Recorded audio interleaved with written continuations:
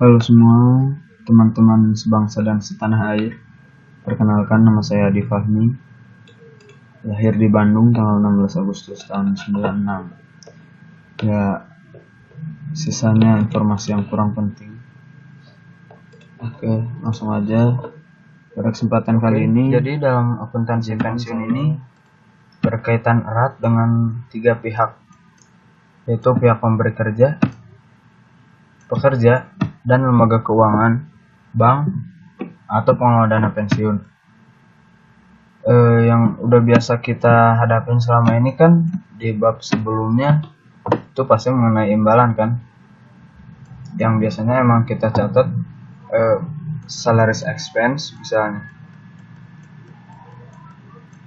Nah, cash ini untuk membayar jasa yang diberikan oleh pekerja kepada pemberi kerja dengan pembayaran cash. Contoh misal 200 per bulan.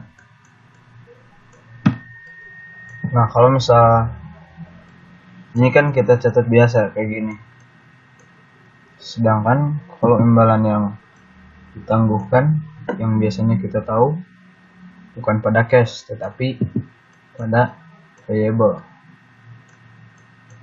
Payable ini, jadi di jurnal ini dijelaskan bahwa terdapat jasa yang telah diberikan oleh pekerja pada pemberi kerja, namun pemberi kerja tersebut belum sempat untuk memberikan imbalannya pada pekerja tersebut.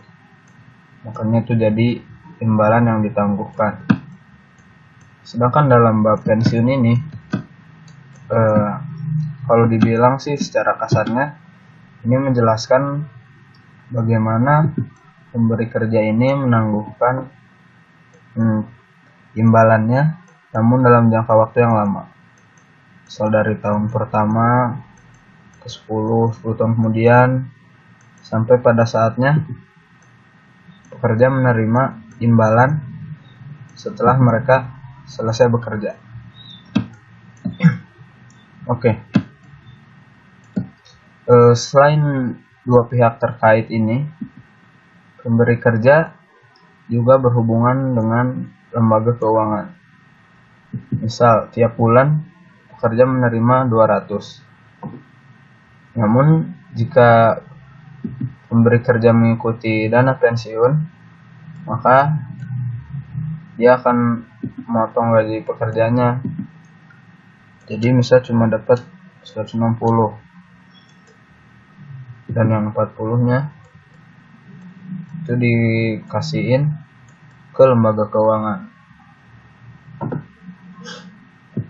Tiap tahun aset yang dimiliki perusahaan itu bertambah sampai pada akhirnya aset tersebutlah yang diberikan kepada pekerja.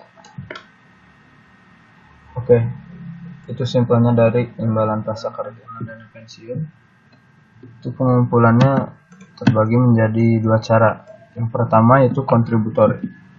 Kontributori itu berarti yang membayar dana pensiun itu adalah pekerjanya sendiri. Sedangkan untuk non-kontributori, kontribusi perusahaan ke dana pensiun itu ditanggung oleh pemberi kerja. Kemudian di dalam mengelola program pensiun itu terdapat 2 cara.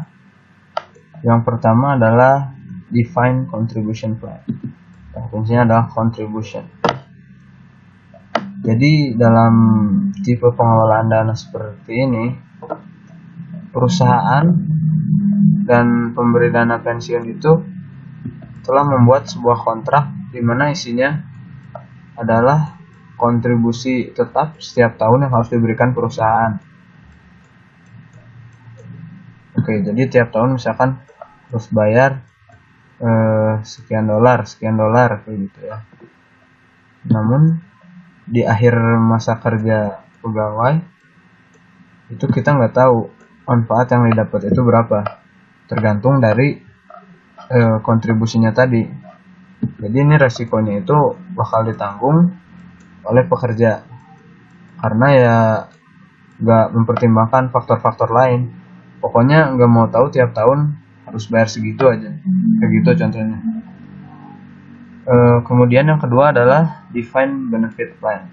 Jadi kalau di sini benefitnya atau manfaatnya di akhir masa kerja itu udah ditentukan dari awal.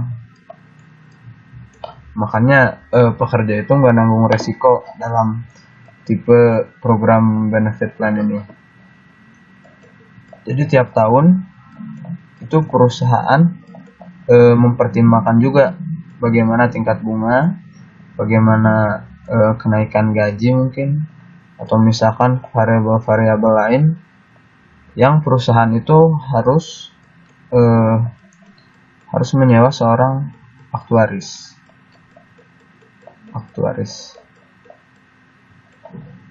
Jadi pokoknya di akhir masa kerja pegawai harus ada uang pensiun sebesar sekian. Jadi telah ditentukan dari awal berapa besarnya. Namun untuk beban yang ditanggung perusahaan itu ya beda-beda. Jadi makanya resikonya ditanggung oleh perusahaan karena durasinya udah terlalu lama dan sayang juga kuota kalian ya. Mungkin kalau ada kesempatan lain kita bisa bahas soal dan juga bahas jawabannya. Kemudian sekarang kesan-kesan saya selama belajar. Saya sangat senang sekali karena Pak Haris ini nggak cuma ngajar doang, tapi Pak Haris juga bisa memberikan motivasi dan mendidik kami di kelas. Mohon maaf apabila selama ini saya melakukan banyak kesalahan di kelas. Tetap semangat ngajarnya Pak, dan tetap semangat untuk ngejar kuliahnya ke luar negeri. Semoga bisa tercapai. Amin.